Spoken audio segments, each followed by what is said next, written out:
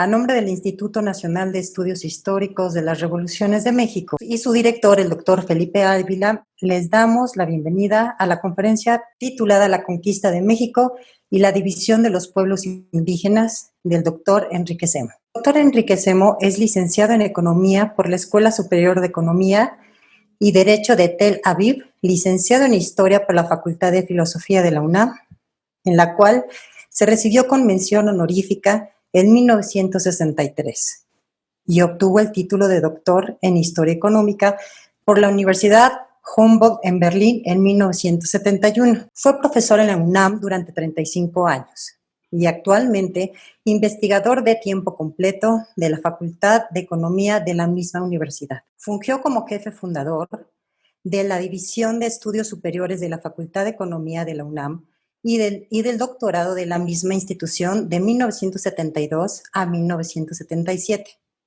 También fue secretario de Cultura de la Ciudad de México de 2000 a 2004. Cuenta con varias publicaciones: Historia Económica de la Antigüedad 2000 a.C., 1519 después de Cristo, Historia del Capitalismo en México, los inicios 1521-1776, Crónica de un derrumbe, las revoluciones conservadoras del Este, Viaje alrededor de la izquierda mexicana, La búsqueda 1 y 2, y en coordinación tenemos México, un pueblo en la historia, y redactor de la sección económica de la revista Política de 1966 a 1967. Ha sido acreedor a varios reconocimientos, como Medalla Hegel de la Universidad Humboldt de Berlín, Maestro Emérito por la Universidad de Ciudad Juárez, Doctor Honoris Causa por la Universidad Autónoma de Puebla y es investigador nacional del Sistema Nacional de Investigadores desde 1984. Adelante, doctor. Gracias. Gracias. Antes de comenzar, quiero dar las gracias al INER y a su director, Felipe Ávila, por la invitación que me han hecho para presentar esa conferencia sobre la conquista de México y la división de los pueblos indígenas y, de paso, saludar a todos los asistentes virtuales de este encuentro.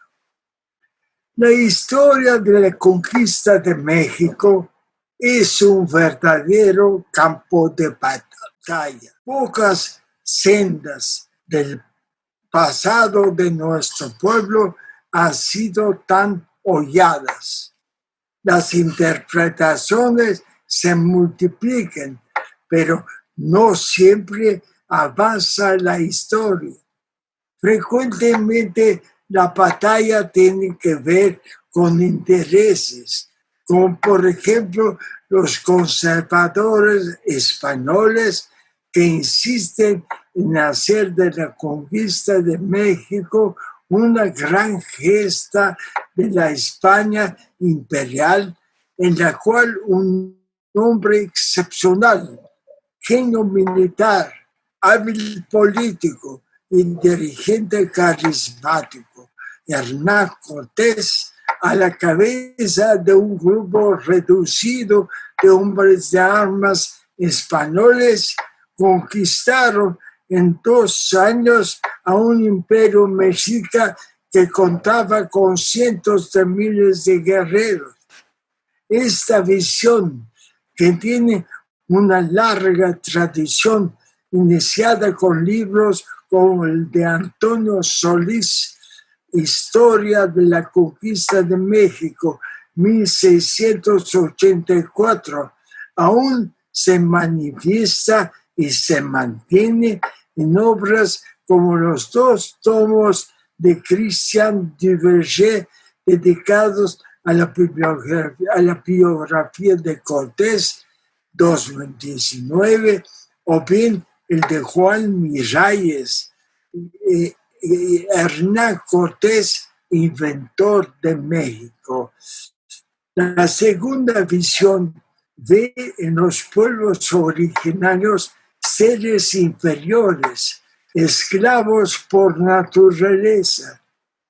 Su principal exponente Juan Ginés de Sepúlveda decía: estos bárbaros del Nuevo Mundo, en prudencia, ingenio, virtud y humanidad, son tan inferiores a los españoles como los niños a los adultos y las mujeres a los varones, habiendo entre ellos tanta diferencia que va de gentes fieras y crueles a gentes clementísimas, y de los prodigiosamente intemperantes a los continentes y templados. Y esto por decir que la diferencia es de modos a hombres. Sepúlveda justifica todas las barbaridades de la conquista como guerra justa y afirma: por muchas causas, pues, y muy graves, están obligados esos bárbaros a recibir el imperio de los españoles conforme a la ley de la naturaleza, y ahora y a ellos provechosos que a los españoles, porque la virtud, la humanidad y la verdadera religión son más preciosas que el oro y la plata. O sea, dadnos su oro y plata y nosotros le daremos humanismo. Y si rehusan nuestro imperio, agrega Sepúlveda, podrán ser compelidos por las armas a aceptarle. Y será esta guerra, como antes hemos declarado, con la autoridad de grandes filósofos y de teólogos, justa ley de la naturaleza. La colonia fue identificada por esa corriente con una era de pax hispánica, en la cual los pueblos originarios desaparecen de la historia para que esta sea la de sus exploradores y dominadores peninsulares y criollos. Los partidarios de la versión de los conquistadores míticos sostienen que las batallas de la conquista las ganaron todas los valientes españoles. Las intrigas políticas fueron obra de Cortés y el sitio tuvo éxito debido a la dirección de sus capitanes y los famosos 13 bergantines que él había mandado construir. Esta versión solo recoge por sordina. Hubo algunos auxiliares, tamenes y guías indígenas. Basta examinar el mapa de Tenochtitlán en 1519 para comprender la imposibilidad material para que 70 hombres, sean estos quien sea, pudieran establecer un sitio mixto que comprende acciones lacustres y terrestres a una ciudad de la dimensión de la capital mexica. Ni en sueños era suficiente para poner sitio y tomar una urbe que se convino, y Kruczynski tenía unos 300,000 habitantes. Cortés podía creer en Santiago y sus milagros, pero en cuestión de estrategia militar era un astuto realista. Aun cuando existen cálculos muy diferentes sobre el tamaño, todos los historiadores están de acuerdo que nos encontramos ante una urbe muy poblada, seguramente una de las más grandes de su tiempo. Según José Luis Rojas, la ciudad de Tenochtitlán, incluyendo el islote de Monoalco, donde se encontraba Tlatelolco, tenía una extensión de 1.200 a 1.500 hectáreas. El 60% de sus habitantes tenía entre 15 y 50 años de edad, y considerando un 50% de población masculina, los guerreros eran 90,000. Es verdad que la epidemia de viruela cayó sobre Tenochtitlán en la segunda mitad de 1520, causando una mortandad que se calcula en 1/3 de la población, pero los efectos de esa catástrofe fueron paliados por la entrada en Tenochtitlán de refugiados de la guerra librada por la Gran Alianza Anti-Azteca en contra de los habitantes de Iztapalapa. Muchos alcolúas, otomíes, tepanecas, xochimilcas y los habitantes de Iztapalapa se resguardaron en Tenochtitlán para tomar parte en la defensa de la capital. Ya hacia el final del sitio, las mujeres mexicas lucharon al lado de los guerreros, lanzando piedras y otros proyectiles desde las azoteas de sus casas. Toda la población adulta, entre pilis y mazuales, entre artesanos y comerciantes, participaron en la defensa de su ciudad sin diferencias, bajo el lema victoria o muerte. La ciudad lacustre tenía solo 3 calzadas para comunicarse con tierra firme: las de Tepeyac, Tacuba e Iztapalapa. El ancho de cada una de ellas era de cerca de 10 metros y estaban interrumpidas con varios pasos de aguas y puentes que se podían levantar en caso de asedio. Ahí se libraron los combates terrestres iniciales. Los aliados las conquistaban de día y los mexicas las volvían a tomar de noche. Además, por medio de canoas, cuyo número se calcula según Hasek entre 60 y 70,000, entre ellas un buen número de piraguas más grandes que podían transportar hasta 40 personas. Los tenochcas se podían comunicar por agua con todas las poblaciones costeras y rendir fieras batallas en el lago contra los bergantines españoles y seguir abasteciendo la ciudad. Cuando el miércoles 26 de diciembre de 1520, en la plaza del Teocalli Mayor de Tlaxcala, Cortés pasó revista a los tropas españoles. El total era de apenas 700 hombres. El siguiente día hizo lo mismo con las fuerzas aliadas indígenas.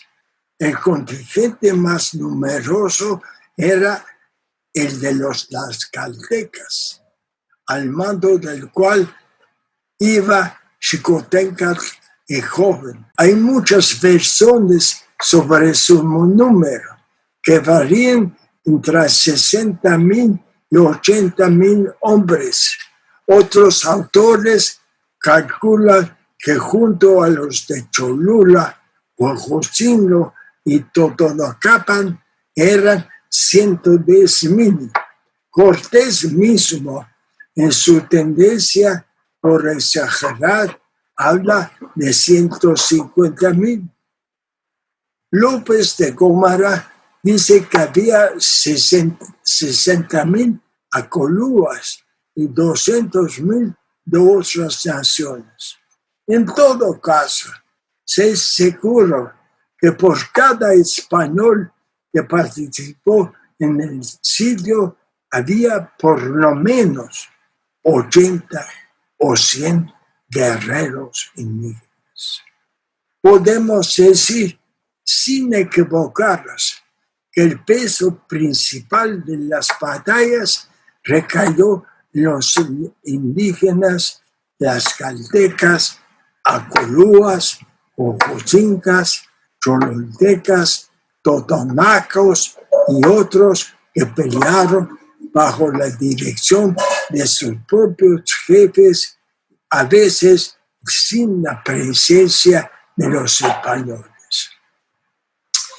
Para comprender la conquista de Anáhuac, debemos de dejar de cortar la historia en rebanadas, como dijo Legoff, o en palabras de Walter Benjamin, aceptar que en toda situación hay una cita secreta entre las generaciones pasadas y las presentes. Separar la historia prehispánica de la historia de la conquista con una muralla china es hacer violencia a la conciencia de los pueblos originarios. Ellos tuvieron, antes de la llegada de los españoles, una tumultuosa historia.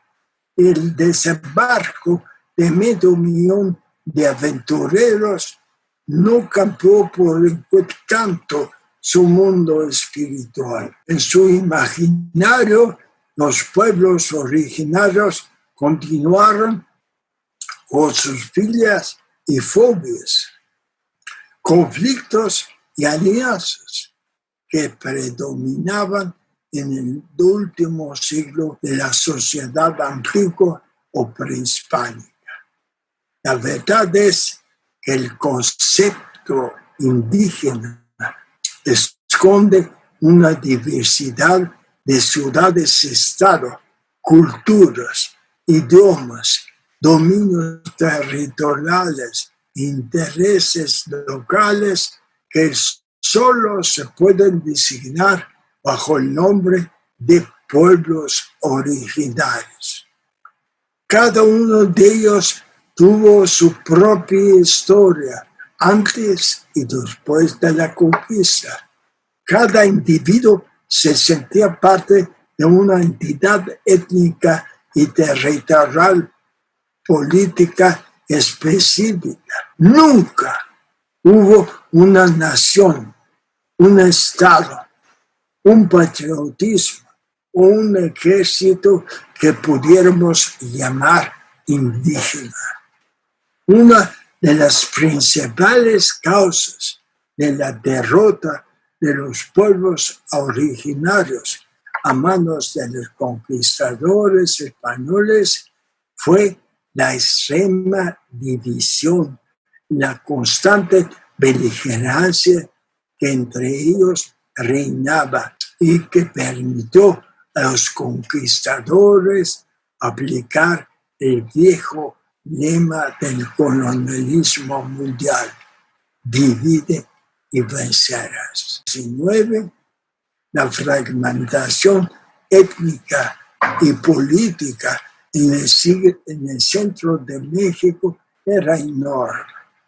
Étnicamente podemos hablar de los otomíes, culúa, alcolúa, xochimilcas, chalcas, tepanecas y mexicas. La situación era el resultado final de una historia compleja. Durante siglos, el ascenso y la caída de etnias en el Valle de México había estado regidas por victorias y derrotas militares, y la expansión y reducción de las áreas controladas por cada una de ellas en un proceso recíproco complementario. Además, frecuentemente cada etnia formaba parte de diferentes unidades políticas y podemos suponer que la competencia por el dominio durante los siglos que transcurrieron entre el periodo postclásico, es decir, los años 1200 a 1500 después de Cristo, y la conquista española fue marcada por guerras que dejaron una profunda huella en la existencia de cada una de ellas. Entre ellos había diferencias en el orden político, las relaciones económicas y las estructuras ideológicas.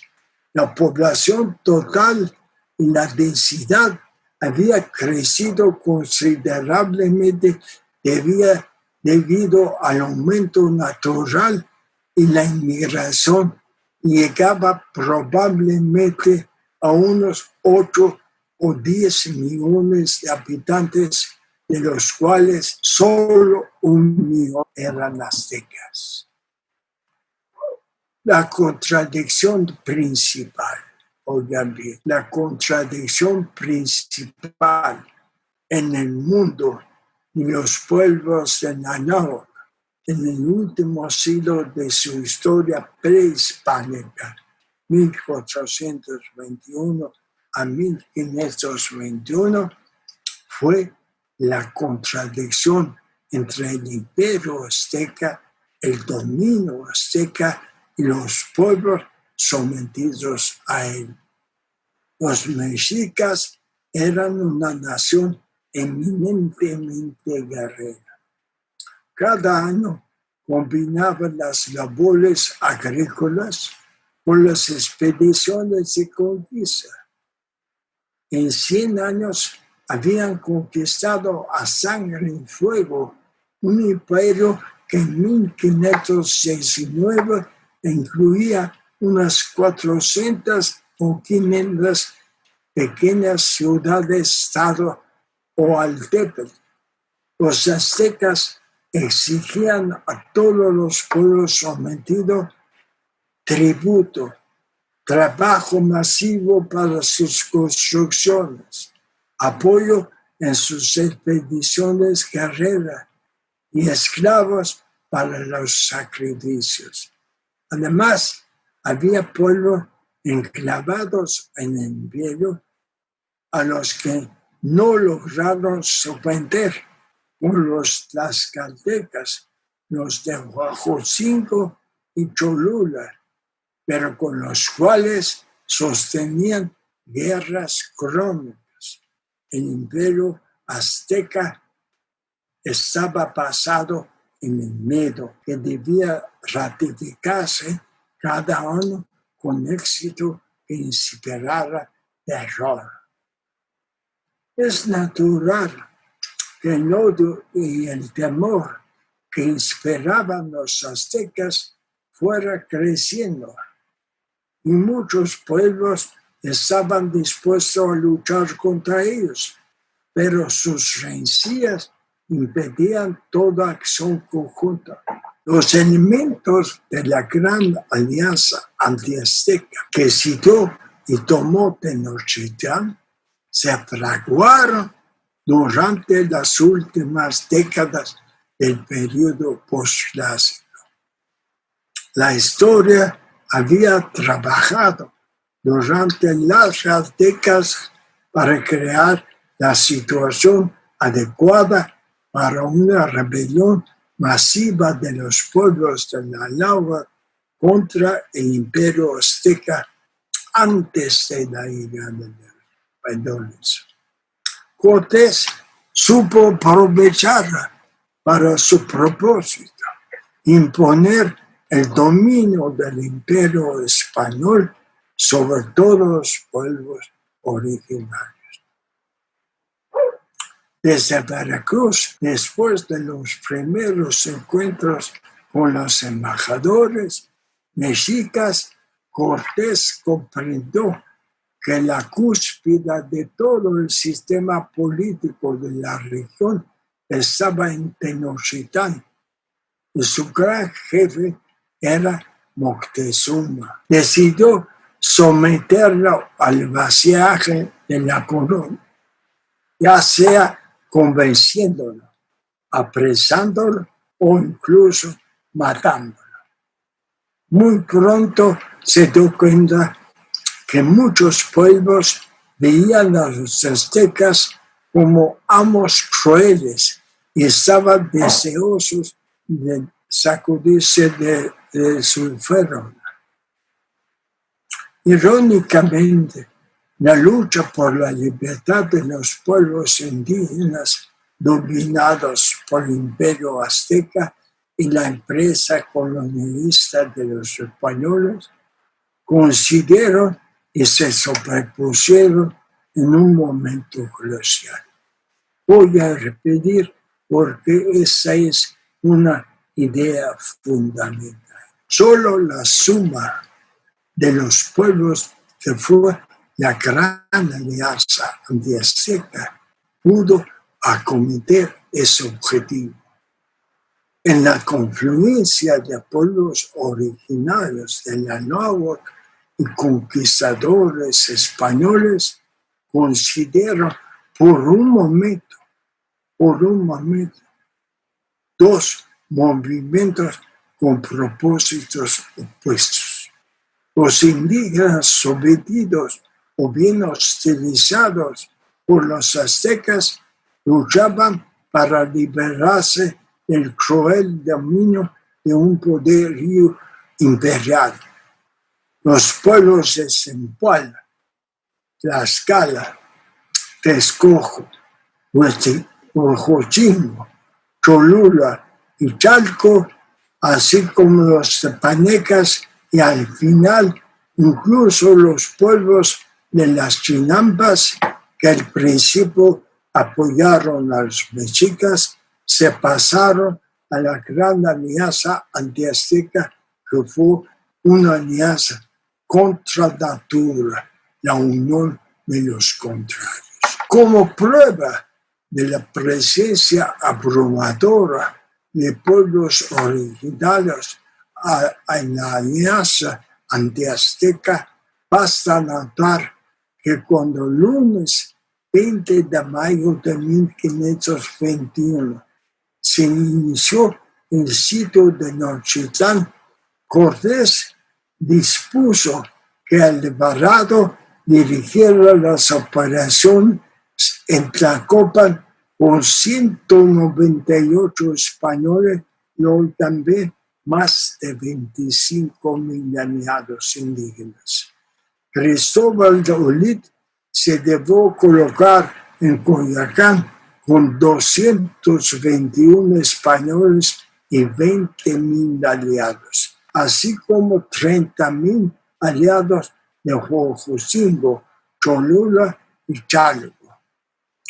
Los destacamentos indígenas de la Gran Alianza Antiazteca participaron en todas las operaciones bajo la dirección de sus propios jefes y se distinguieron en varias ocasiones.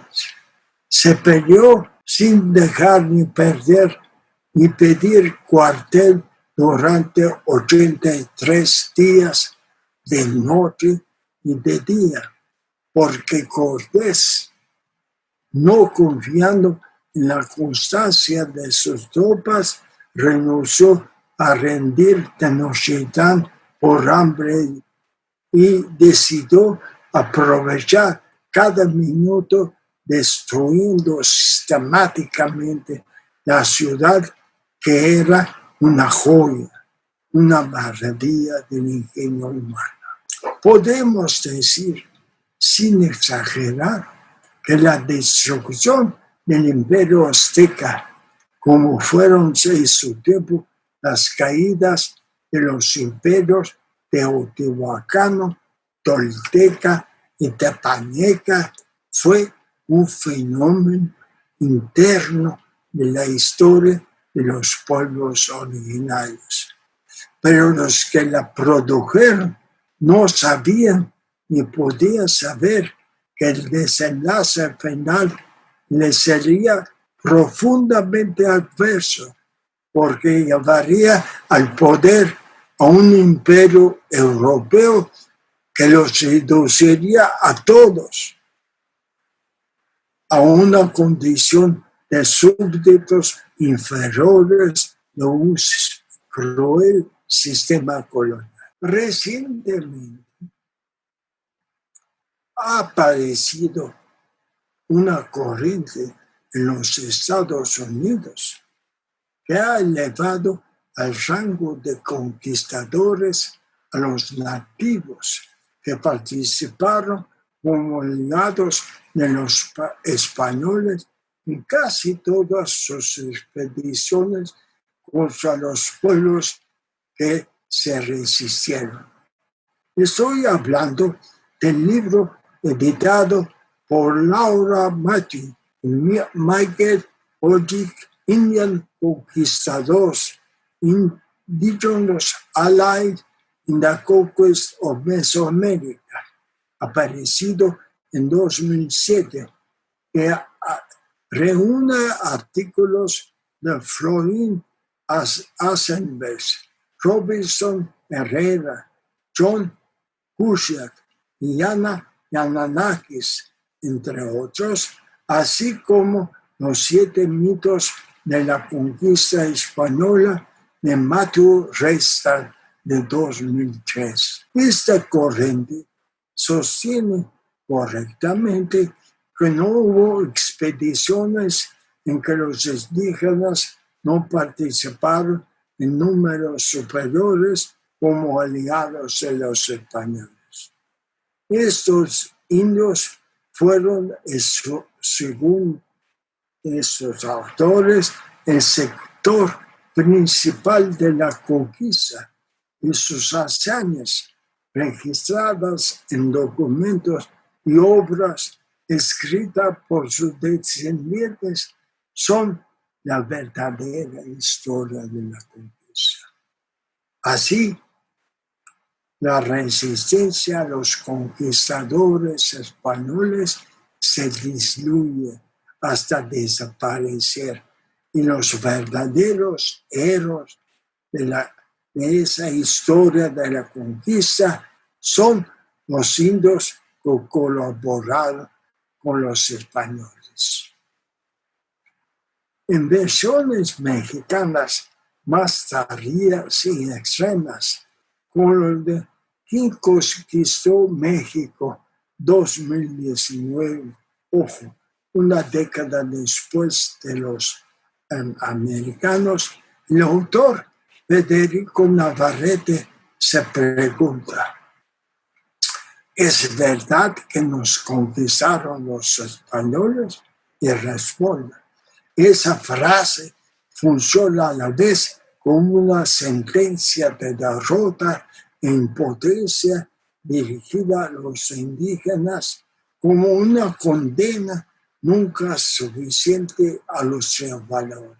Al identificarlos plenamente con los indígenas vencidos y al dar por sentado que los vencedores vinieron de fuera, continúa Navarrete, a derrotarnos a todos nosotros, asumimos en carne propia toda una serie de complejos que nos devalúan, nos paralizan en un innecesario y lastimero trauma de la conquista.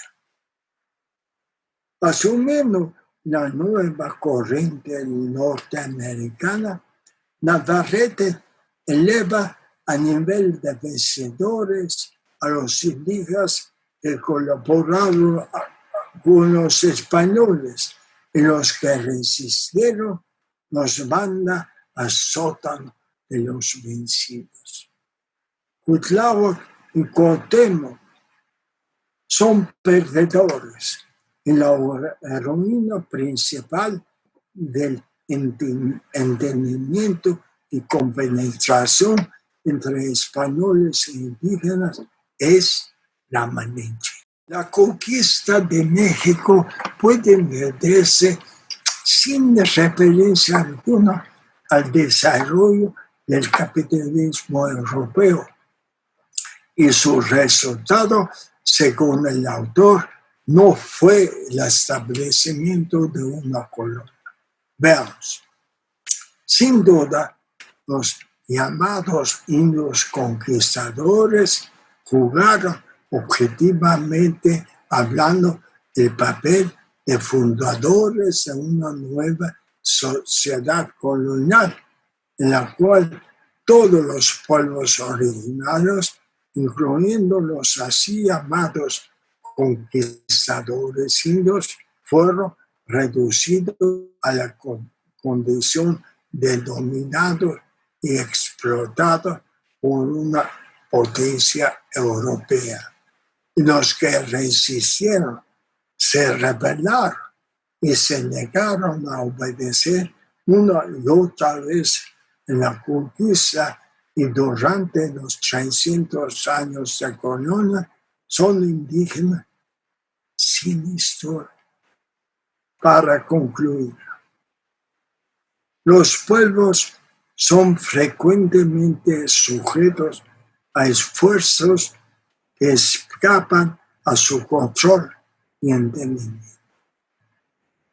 No son conscientes del papel que juegan en la historia, porque las palabras de Walter Benjamin tienen una cita secreta entre las generaciones pasadas y las presentes. O, como dice Marx, el muerto sujeta al vivo. Pero el historiador está obligado a las consecuencias reales de sus actos. Pensaba en el pasado. Y ese es una primera razón del éxito de la conquista colonial española. Muchas gracias. Doctor Semo, pues muchísimas gracias. Como siempre, una delicia escuchar todo lo que nos pueda decir. Y bueno, el INERM agradece, junto con todo su equipo de colaboradores,